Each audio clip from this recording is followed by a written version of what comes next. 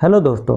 आज के क्लास में हम लोग यूपी डीएलएड प्रथम सेमेस्टर के बाल विकास एवं सीखने की प्रक्रिया सब्जेक्ट के जो कि प्रथम प्रश्न पत्र है के राजन सीरीज का लघुत्तरी प्रश्न को पढ़ेंगे।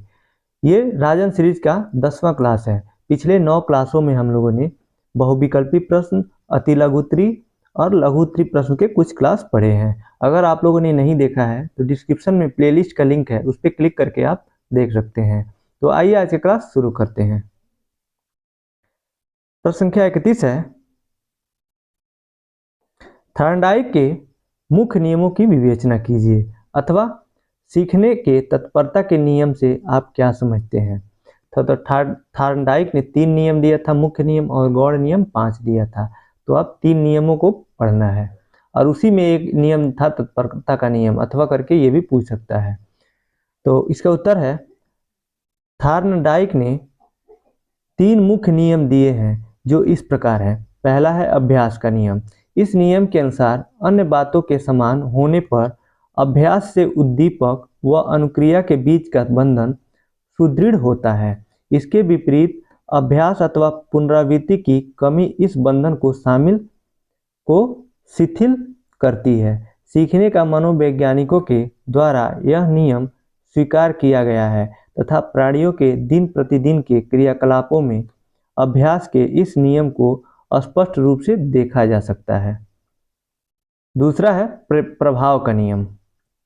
इस नियम के अनुसार जब किसी उद्दीपक अनुक्रिया के मध्य कोई ऐसा परिवर्तन बंधन बनता है जिसके साथ यह उपरांत कोई संतोषजनक परिस्थिति उत्पन्न होती है, तब अन्य बातों के समान रहने पर यह उद्दीपक अनुक्रिया बंधन सुदृढ़ होता है, जबकि उद्दीपक अनुक्रिया बंधन के साथ अथवा उपरांत असंतोष परिस्थिति उत्पन्न न होने पर शिथिल हो जाता है। तीसरा जो है थॉर्नडाइक का तीसरा नियम, यह है तत्परता का नियम।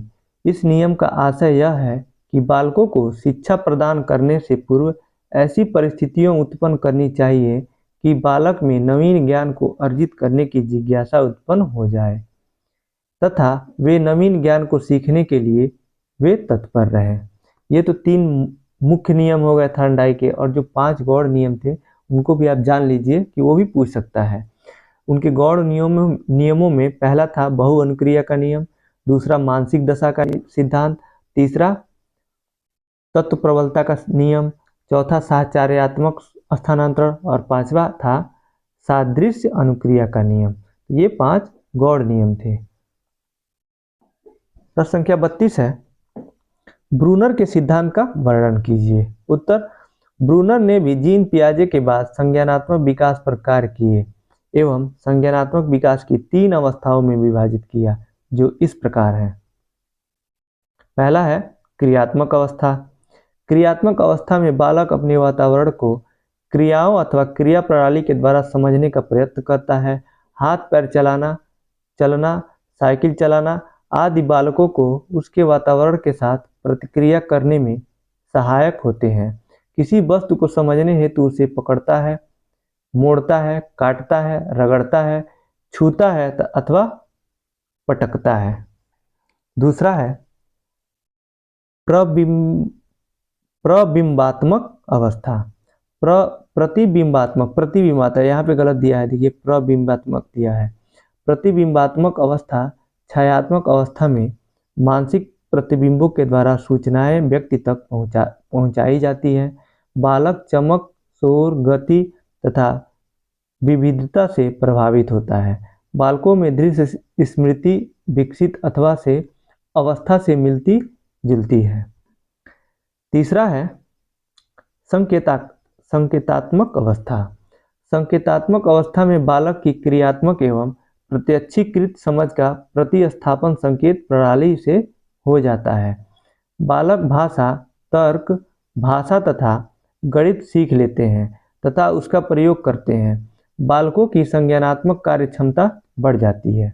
ये जो 3 थे ब्रूनर के संज्ञानात्मक सिद्धांत थे। इस प्रश्न संख्या 33 है, बाल विकास में अधिगम को प्रभावित करने वाले विभिन्न कारकों का संक्षेप में वर्णन कीजिए। उत्तर है इसका, ये प्रश्न 2019 में पूछा हुआ था। उत्तर है बाल विकास में अधिगम को प्रभावित करने वाले कारक। बाल विकास में अधिगम को प्रभावित करने वाले निम्नलिखित कारक हैं। पहला है अधिगमकर्ता से संबंधित कारक। अधिगमकर्ता मतलब जो सीखना चाह रहा है, यानी बच्चा, यहाँ पे शिक्षार्थी अधिगमकर्ता होगा। उससे संबंधित कारक में क्या क्या आता है? पहला है अधिगम की इच्छा, शैक्षिक योग्यता, बुद्धि, आकांक्षा का स्तर, शारीरिक व मानसिक स्वास्थ्य। छठवां है संवेगात्मक स्थिति। सातवां है परिपक्वता और आठवां है प्रशिक्षण। नौवां है सीखने का सामान्यीकरण करने की योग्यता। 10वां है अभ्यास। ये सभी अधिगमकर्ता को प्रभावित करते हैं। जैसे अधिगम की इच्छा, और जो बच्चे को अधिगम की इच्छा नहीं है तो वो नहीं सीखेगा, और जो उसकी सीखने की इच्छा प्रबल है तो जो चीज़ सीख रहा है जो भी, तो वो बहुत तेज़ी से सीखेगा। तो ये प्रभावित करने वाले कारक हो गए। तो इसी तरह से बाकी सब 10 हैं। बहुत टफ नहीं है, इतना एक्सप्लेन करने की ज़रूरत नहीं है, तो वीडियो बहुत लंबा हो जाएगा और आप भी इसमें बोरियत महसूस करेंगे। दूसरा है शिक्षक संबंधित कारक। विषय का ज्ञान। दूसरा है शिक्षक का व्यवहार। तीसरा शिक्षण विधि। चौथा व्यक्तिगत भेदों का ज्ञान और पांचवा है मनोविज्ञान का ज्ञान और छठवां बाल केंद्रित शिक्षा पर बल। सातवां समय सारणी। आठवां अनुशासन। ये सभी शिक्षक संबंधी कारक है जो शिक्षा को प्रभावित करते हैं। तीसरा है विषय वस्तु संबंधित कारक। पहला है विषय वस्तु की प्रकृति। दूसरा विषय वस्तु का आकार। तीसरा विषय वस्तु को प्रस्तुत करने का क्रम। अगर हम बच्चे के सामने विषय वस्तु को प्रस्तुत करने का क्रम सही है तो वो सिस्टमेटिक ढंग से सीख जाएगा। अगर जो ऐसे ही कहीं कहीं से कभी कुछ बता रहे हैं कभी कुछ बता रहे हैं तो उसको वो अच्छे से नहीं सीखेगा। तो वही है कि ये भी प्रभावित करता है। चौथा है भाषा। पांचवा विषय वस्तु की उद्देश्यपूर्णता। छठवां है दृश्य श्रव्य सामग्री का प्रयोग। सातवां है विभिन्न विषयों का कठिनाई स्तर। चौथा है वातावरण संबंधित कारक। पहला है वातावरण संबंधित कारक में पहला है शिक्षा के अनौपचारिक साधन। दूसरा शिक्षा के निरौपचारिक साधन। तीसरा है वंशानुक्रम। चौथा है सामाजिक एवं सांस्कृतिक वातावरण। पांचवा है भौतिक वातावरण और छठवां पारिवारिक वातावरण। सातवां मनोवैज्ञानिक वातावरण। ये सभी शिक्षण को प्रभावित करते हैं। प्रश्न संख्या 34 है जब बालक किशोरावस्था में पैर रखता है तो उसमें धीरे धीरे परिवर्तन होते हैं। इस संधि काल का शिक्षक तथा अभिभावक के लिए क्या महत्व है? ये भी प्रश्न 2019 में पूछा हुआ था। इसका उत्तर है जब बालक किशोरावस्था में पैर रखता है तब उसकी वह संधि अवस्था होती है। वह धीरे धीरे बाल्यावस्था से किशोरावस्था की ओर अग्रसर होता है। उसका शरीर किशोरों की तरह परिवर्तित होने लगता है, लेकिन मन एवं समय अभी बाल्यावस्था में ही होता है। शिक्षक तथा अभिभावक को इस समय उसको बहुत सहजता से किशोरावस्था के लिए तैयार करना चाहिए। उसका निर्देशन स्वाभाविक होना चाहिए। उसके साथ सहानुभूतिपूर्ण व्यवहार करना चाहिए। इस समय शिक्षक तथा अभिभावक को उनके तेजी से होने वाले संवेगात्मक विकास को समझना चाहिए और उसकी विरोधी मनोदशा को स्थिर करने का प्रयास करना चाहिए। किशोरावस्था में बच्चे के शारीरिक बनावट में बहुत सारी चेंजिंग होती है और वो उसको समझ नहीं पाता है। तो इसलिए किशोरावस्था के काल को स्टेनले हॉल ने तूफानों का काल कहा है, उथल पुथल का काल कहा है। ये पूछता है सीटेट में और इसमें भी VTC में भी पूछता है, DLED में भी। प्रश्न संख्या 35 है व्यक्तित्व मापन की प्रक्षेपण विधियों का वर्णन कीजिए। यह भी प्रश्न 2019 में पूछा हुआ था। उत्तर है व्यक्तित्व मापन की प्रक्षेपण विधियां। पहला है रोरसाक परीक्षण। दूसरा है विषय संप्रत्यय परीक्षण। तीसरा है शब्द साहचर्य परीक्षण और तीन ही दिया है, तो तीनों के बारे में हम लोग को डिटेल में पढ़ना है। तो आइए पढ़ते हैं। पहला है रोरसाक परीक्षण। इस परीक्षण का निर्माण मनोचिकित्सक हरमन रोरसाक ने किया था। इसमें 10 स्याही के धब्बों का प्रयोग किया गया था। ये सभी रचना रहित तथा अस्पष्ट होते थे। इनके आधार पर बालक के व्यक्तित्व का विश्लेषण किया जाता था। दूसरा है विषय संप्रत्यय परीक्षण। यह प्रक्षेपी परीक्षण TAT के नाम से जाना जाता है। इसका निर्माण 1935 में मर्रे तथा मार्गन ने किया था। इसमें कुल 30 कार्डों का प्रयोग किया जाता है।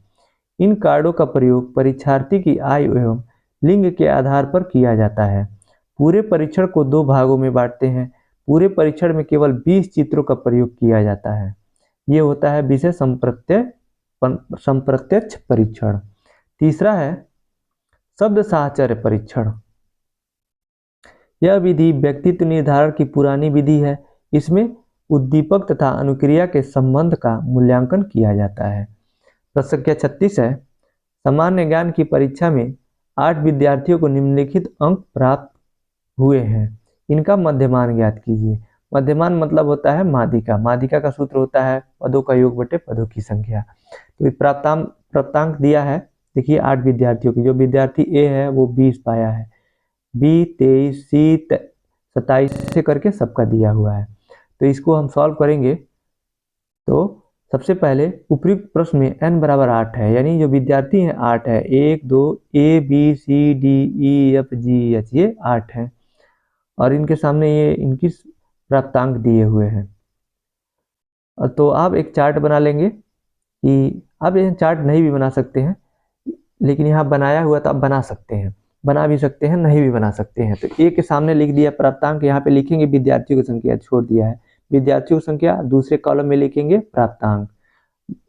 तो विद्यार्थी का नाम ए ने 20 पाया, बी 23, सी 27, डी 18, ई 17 और एफ 13, जी 24 और एच 22। अब जो प्राप्तांक है इन सबको जोड़ लेंगे, 164 आ गया। और जो विद्यार्थी हैं इनको जोड़ लेंगे तो 8 विद्यार्थी हैं, तो n बराबर 8 हो जाएगा और सिग्मा ये f माना जाएगा इसको, मतलब पदों का योग बटे पदों की संख्या। तो 164 हो जाएगा पदों का योग। अब पदों की जो संख्या है ये मतलब ये विद्यार्थियों की संख्या हो जाएगा 8। तो 8 से भाग दे देंगे तो 8 दूना 16 और 0 बार में भाग जाएगा, फिर से 4 उतरेगा तो 0 हो जाएगा, फिर दशमलव बढ़ेगा तो 40 हो जाएगा। 8 बचे 40। तो इसका उत्तर जो हो जाएगा मध्यमान आ जाएगा 20.5। अगला प्रश्न है प्रश्न संख्या 37, सांख्यिकी के महत्व को संक्षेप में लिखिए। ये भी प्रश्न 2019 में पूछा हुआ था। उत्तर है सांख्यिकी का महत्व। पहला है राज्य एवं सार्वजनिक संस्थाओं के लिए सांख्यिकी महत्वपूर्ण है। दूसरा, प्रबंध तथा व्यवस्था के लिए सांख्यिकी महत्वपूर्ण है। तीसरा है व्यापार वाणिज्य तथा उद्योग के लिए सांख्यिकी महत्वपूर्ण है। चौथा, बैंक, बीमा कंपनी तथा रेलवे प्रशासन के लिए भी सांख्यिकी उपयोगी है। पांचवा है शिक्षा तथा मनोविज्ञान में छात्रों की रुचि, बुद्धि, योग्यता और उनकी प्रगति का माप सांख्यिकी रीतियों द्वारा संपन्न होता है। छठवां है चिकित्सा विज्ञान में नई नई औषधियों की खोज, रोग के कारण और रोकथाम के उपाय और उनकी सफलता का अध्ययन सांख्यिकी रीतियों से ही किया जाता है। ये सब सांख्यिकी के महत्व है। प्रश्न संख्या 38 है, कल्पना से आप क्या समझते हैं? कल्पना मतलब होता है सोचना, इमेजिनेशन। तो इसका उत्तर है कल्पना। हेडिंग है कल्पना, इमेजिनेशन। कल्पना का संबंध अतीत के अनुभव से होता है। कल्पना में सदैव नवीनता का तत्व विद्यमान रहता है। जब बालक किसी तत्व की कल्पना करता है तो वह कुछ नवीनता का अनुभव करता है। सामाजिक संपर्क बढ़ाने के लिए कल्पना आवश्यक होती है। बालक कल्पना के द्वारा अपने पूर्व अनुभवों से निष्कर्ष निकालकर जो नवीन सामग्री प्राप्त करता है उसी का पुनर्गठन करता है। इसमें आगे दिया है कल्पना बालक की रचनात्मक शक्ति का विकास करती है। कल्पना को मानसिक क्रिया कहा गया है। इसमें हम पूर्व अनुभवों के आधार पर किसी नवीन रचना का निर्माण करते हैं। अब कल्पना का ये थोड़ा सा इंट्रोडक्शन दिया है, उसके बाद अब कल्पना की परिभाषा देखेंगे। तो कल्पना की परिभाषा दिया है अलग अलग मनोवैज्ञानिकों के द्वारा, उसको पढ़ते हैं। तो कल्पना की परिभाषा निम्न है। पहला है डम्बिल के अनुसार, मनोविज्ञान में कल्पना शब्द का प्रयोग सब प्रकार की प्रतिमाओं के निर्माण को व्यक्त करने के लिए किया जाता है। ये डम्बिल ने परिभाषा दिया था। दूसरा है रायबर्न के अनुसार, कल्पना हमारी प्रतिमाओं को नवीन ढंग से प्रयोग करने की शक्ति है। यह हमको अतीत के अनुभवों को किसी ऐसी वस्तु की रचना करने में सहायता देती है जिसका पहले कभी अस्तित्व न था। मतलब सोचते हैं तो हम तो यही तो सोचते हैं, कुछ भी सोच लेते हैं, जो असंभव होता है या संभव होता है, या वो भी जो असंभव होता है वो भी, जो पहले नहीं था वो भी। तो इसी को इन्होंने बताया है कि अतीत के अनुभव को किसी ऐसी वस्तु की रचना करने में सहायता देती है जिसका पहले कभी अस्तित्व न था। प्रश्न संख्या 39 है, सीखने में परिपक्वता का योगदान बताइए। उत्तर, सीखना और परिपक्वता। सीखना और परिपक्वता, लर्निंग एंड मैच्योरिटी, आपस में संबंधित हैं। ये दोनों मिलकर बालक के विकास में सहायक होते हैं। ये दोनों एक दूसरे से अत्यंत संबंधित तथा मिले जुले हैं। उनको पृथक करके देखना कठिन है।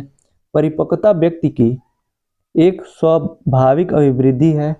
यह किसी विशिष्ट परिस्थिति के अभाव में भी अनवरत रूप से चलती रहती है। बालकों की परिस्थितियां चाहे जैसी भी क्यों न हो, उनमें यह अभिवृद्धि अवश्य होती है। इसी में आगे दिया है, हमें यह याद रखना चाहिए कि परिपक्वता एक सत्य है। परिपक्वता सीखने की गति पर प्रभाव डालती है। अतः यह आवश्यक है कि सीखने की प्रक्रिया में परिपक्वता के उत्तर को ध्यान में रखा जाए। किसी क्रिया के अभ्यास, प्रैक्टिस, जिसका परिपक्वता स्तर प्राप्त नहीं हुआ है, प्रभावशाली न होगा।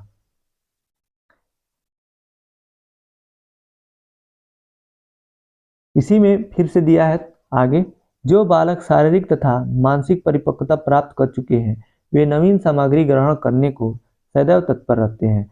उनको जीवन सामग्री सीखने में किसी प्रकार की कठिनाई नहीं होती है। यदि छात्र शारीरिक तथा मानसिक रूप से परिपक्व नहीं है, तो उनको सीखने में लगने वाला समय अधिक होगा। इस संबंध में काल्सनिक का यह कथन उल्लेखनीय है। वह कहता है, परिपक्वता और सीखना पृथक प्रक्रियाएं नहीं हैं, वरन एक दूसरे से अविच्छिन्न रूप से संबद्ध और एक दूसरे पर निर्भर है। उपयुक्त विवेचन से स्पष्ट होता है कि परिपक्वता और सीखना दोनों मिलकर व्यक्ति के विकास में सहायता पहुंचाते हैं। परिपक्वता से व्यक्ति प्रभावी तरीके से सीखता है, और एक परिपक्व व्यक्ति है, एक अपरिपक्व है, मतलब वो नादान है, अभी उसकी एज नहीं है, मतलब वो जिस वो अवस्था में है, उस अवस्था में कोई जो वस्तु है वो सीखने में वो परिपक्व नहीं है। और एक परिपक्व बच्चा है, विद्यार्थी है, तो परिपक्व जो होगा वो प्रभावी तरीके से जल्दी सीखेगा और उसको कोई कठिनाई नहीं होगी। ये तो पढ़े हैं हम लोग, तो साफ स्पष्ट हो गया है, इसमें कुछ बताने की जरूरत नहीं है, आप लोगों को समझ में आ रहा होगा। प्रश्न संख्या अगला देखते हैं, प्रश्न संख्या 40, मानसिक थकान से आप क्या समझते हैं। उत्तर, मानसिक थकान निम्नलिखित दो प्रकार की होती है। पहला है मानसिक थकान, दूसरा है शारीरिक थकान। यहाँ पे देखिए पूछा है मानसिक थकान से आप क्या समझते हैं। तो मानसिक थकान दो प्रकार की कहाँ होती है। मानसिक थकान, बस मानसिक थकान होती है यहाँ पे, मतलब थकान दो प्रकार की होती है, यहाँ पे मानसिक नहीं होना चाहिए। थकान निम्नलिखित दो प्रकार की होती है, मानसिक थकान और शारीरिक थकान। तो इन दोनों के बारे में दिया हुआ है, यहाँ पे गलत दिया हुआ है, मानसिक नहीं रहेगा, थकान दो प्रकार की होती है। तो पहला दिया है मानसिक थकान, तो इसके बारे में दिया है, अधिक देर तक मानसिक कार्य करने के कारण मस्तिष्क थक जाता है। यह वह अवस्था होती है जब व्यक्ति कोई कार्य नहीं करना चाहता, अवधान का केंद्रीकरण नहीं हो पाता तथा चिंतन एवं अवबोध की शक्ति मंद पड़ जाती है। यही अवस्था मानसिक थकान कहलाती है। दूसरा है शारीरिक थकान। शारीरिक थकान वह अवस्था है जब शरीर के कार्य करने की क्षमता कम रह जाती है, शरीर के विभिन्न काम शिथिल पड़ जाते हैं और व्यक्ति विश्राम करने के लिए इच्छुक हो जाता है। शारीरिक एवं मानसिक थकान एक दूसरे से संबंधित हैं। प्रत्येक कार्य में थोड़ी बहुत शारीरिक एवं मानसिक थकान अवश्य होती है। प्रश्न संख्या 41 है, अधिगम का गेस्टाल्ट सिद्धांत क्या है। उत्तर, अधिगम के सूझ या अंतर्दृष्टि सिद्धांत को समग्राकृति सिद्धांत या गेस्टाल्ट सिद्धांत कहा जाता है। इस सिद्धांत का प्रतिपादन जर्मन मनोवैज्ञानिक वर्दिमर कोफका तथा कोहलर ने समग्र रूप से किया था। इस सिद्धांत के अनुसार एक आकृति समग्र होती है जिसकी विशेषताओं को ज्ञात करना होता है। उदाहरण के लिए कुछ कार्य ऐसे हैं जिन्हें हम करते हुए सीखते हैं, जबकि कुछ कार्य इस प्रकार के हैं जिन्हें हम दूसरों को करते हुए देखकर सीखते चलते हैं। अतः इस प्रकार का सीखना सूझ द्वारा सीखना कहा जाता है। गुड के अनुसार सूझ वास्तविक स्थिति का आकस्मिक, निश्चित तथा तात्कालिक ज्ञान है। प्रश्न संख्या 42 है, अधिगम सीखने की विशेषताएं लिखिए। ये प्रश्न 2022 में पूछा हुआ था। इसका उत्तर है सीखने की विशेषताएं, कैरेक्टरिस्टिक्स ऑफ लर्निंग। इसमें दिया है, हम सीखने की विभिन्न परिभाषाओं का विश्लेषण कर चुके हैं। यहाँ हम सीखने की कुछ विशेषताओं का इनके आधार पर विवेचन करेंगे। पहला है, सीखना सार्वभौमिक है। सीखना केवल मनुष्य का ही काम नहीं है, बल्कि पशु और पक्षी भी सीखते हैं। इसके अलावा सीखने की प्रक्रिया सर्वत्र चलती रहती है। मनुष्य के सीखने का कोई एक निश्चित स्थान नहीं होता। बालक परिवार, समाज, सड़क, पार्क, स्टेशन तथा अन्य स्थानों से कुछ न कुछ सीखता ही रहता है। दूसरा है, सीखना कुशलतादायक है। सीखना कुशलतादायक है। जब कोई व्यक्ति किसी तथ्य अथवा कार्य को सीख जाता है तो उसे करने में कोई विशेष कठिनाई नहीं होती। यही नहीं, वह उस कार्य को करने में कोई त्रुटि भी नहीं करता है। इस प्रकार त्रुटि का अभाव सीखने की क्रिया का एक लाभदायक परिणाम है। तीसरा है, सीखने में बालक का महत्वपूर्ण स्थान। सीखने की क्रिया में बालक का स्थान सर्वोपरि है। बालक अपनी वृद्धि, योग्यता तथा आवश्यकता के अनुसार सीखता है। इसी कारण सभी बालक एक समान रूप से नहीं सीखते। सीखने की प्रक्रिया में पुराने तथा नए नवयुवकों का संश्लेषण किया जाता है। इस प्रकार सीखना एक नवीन मानसिक संगठन होता है। इसमें देखिए, ये बहुत लंबा दिया है, 10 पॉइंट है दिए हैं इसमें। 11, 12, 13, 14 दिया है। इसमें आप जितना सीखने के बारे में जानते होंगे, सीखने की विशेषता पूछा है, तो जितना आप सीखने के बारे में जानते हैं सब लिख देंगे, एक एक हेडिंग देके जिसके बारे में होगा। तो हम लोग कहाँ तक पढ़े थे? तीसरा पढ़ना था। सीखने में बालक का महत्वपूर्ण, नहीं तीसरा हो गया था, चौथा पढ़ना था। चौथा पॉइंट, सीखना सक्रिय होता है। सीखने हेतु बालक को सक्रिय होना आवश्यक होता है। जब तक बालक सक्रिय होकर सीखने की प्रक्रिया में भाग नहीं लेता, वह ठीक प्रकार से सीख नहीं सकता। शिक्षण की प्रगतिशील विधियां बालक की क्रियाशीलता पर जोर देती हैं। पांचवा है, सीखना अनुभवों का संगठन है। केवल नवीन अनुभव को प्राप्त करना ही सीखना नहीं कहलाता है, तो अनुभवों का एक संगठन होता है। अपनी आवश्यकताओं के अनुसार व्यक्ति अपने अनुभवों को संगठित करता है। छठवां है, सीखने से मानसिक विकास होता है।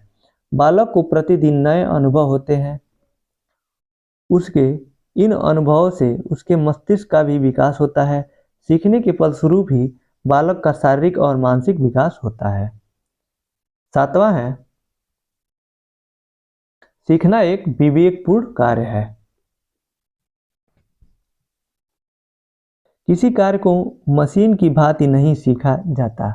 सीखना हमेशा विवेकपूर्ण होता है। जिस कार्य को करने में बुद्धि का प्रयोग किया जा सके, उसी कार्य को शीघ्रता से सीखा जा सकता है। यदि कोई बालक सीखने में असमर्थ है, तो इसका कारण यह हो सकता है कि वह उस कार्य को समझने में असमर्थ है। आठवां है, सीखने की क्रिया उद्देश्यपूर्ण है।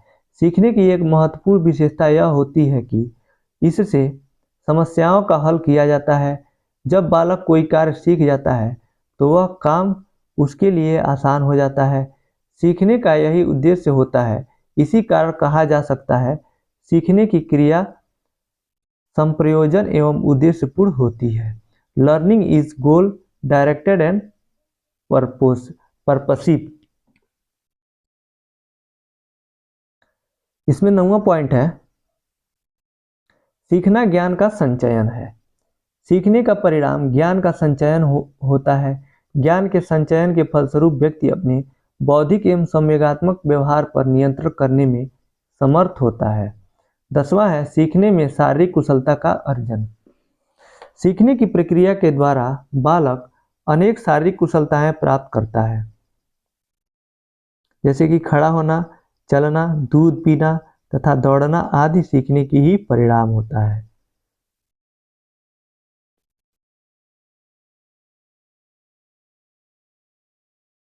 ग्यारहवां पॉइंट है, सीखना वातावरण से उत्पन्न होता है। बालक वातावरण से अलग रहकर कुछ नहीं सीख सकता। सीखने हेतु उसे वातावरण की आवश्यकता होती है। व्यक्ति का संपर्क वातावरण में जिस प्रकार के व्यक्तियों से होता है उसी प्रकार से वह सीखता है। बालक के व्यक्तित्व के विकास में वंशानुक्रम यानी हेरिडिटी तथा वातावरण इन्वायरमेंट दोनों का योग होता है। वुडवर्थ ने कहा है कि वंशानुक्रम और जो अभिवृद्धि होती है उसका परिणाम होता है वंशानुक्रम गुणे वातावरण। ये आप एक लाइन याद रखेंगे, वुडवर्थ का कथन है कि वंशानुक्रम गुणे वातावरण। ये सीटेट में पूछता है 1 नंबर में। प्रश्न संख्या ये इसका 12वां पॉइंट है, सीखना संपूर्ण जीवन चलता है। इसका तात्पर्य है कि सीखने की प्रक्रिया आजीवन चलती रहती है। इसमें कभी विराम नहीं आता है, यह कभी रुकता नहीं। व्यक्ति जन्म से लेकर मृत्यु तक कुछ न कुछ सीखता है। जो रुक जाता है वो 25 वर्ष की आयु में रुक जाता है, उसको वृद्धि का बोलते हैं। वृद्धि रुक जाता है, लेकिन जो सीखना होता है वो जीवन भर चलता रहता है। इसका जो 13वां पॉइंट है, सीखने की विशेषता में सीखना व्यवहार में परिवर्तन है। व्यक्ति अन्य व्यक्तियों के संपर्क में आकर तथा नवीन परिस्थितियों के संपर्क में आकर अपने व्यवहार में परिवर्तन लाता है। इस प्रकार सीखना परिवर्तन है। व्यक्ति दूसरों के संपर्क में आकर अपने विचार तथा भावनाओं में परिवर्तन लाता है। इसका जो 14वां पॉइंट है, सीखने की विशेषता में सीखना अनुकूलन है। व्यक्ति को प्रायः नवीन परिस्थितियों का प्रतिदिन सामना करना पड़ता है। उसे इन परिस्थितियों में अनुकूलन भी करना पड़ता है। एक व्यक्ति जितना अधिक सीखता है उतना ही अधिक वह अनुकूल करने में समर्थ होता है। किसी तथ्य को सीखने के बाद ही व्यक्ति नवीन परिस्थितियों में से अनुकूल करता है। इसी कारण हम कहते हैं कि सीखना अनुकूलन है। तो इसी के साथ आज का ये लघुत्तरीय प्रश्न का ये क्लास यहीं समाप्त होता है। आपको आज का क्लास कैसा लगा आप कमेंट बॉक्स में बताइएगा। अगर आपको अच्छा लगा तो इस वीडियो को लाइक कीजिए, अपने दोस्तों के साथ शेयर कीजिए और चैनल पे नए हैं तो चैनल को सब्सक्राइब कीजिए। अगर आप लोगों को राजन सीरीज फर्स्ट सेमेस्टर और थर्ड सेमेस्टर का पूरा क्लास आप चैनल के प्लेलिस्ट में जाके आप देख सकते हैं, वहाँ पड़ा हुआ है, आप वहाँ से पढ़ सकते हैं। अगर आपके मन में कोई सुझाव है तो भी आप कमेंट बॉक्स में दे सकते हैं। तो आज का वीडियो देखने के लिए आपका बहुत बहुत धन्यवाद दोस्तों।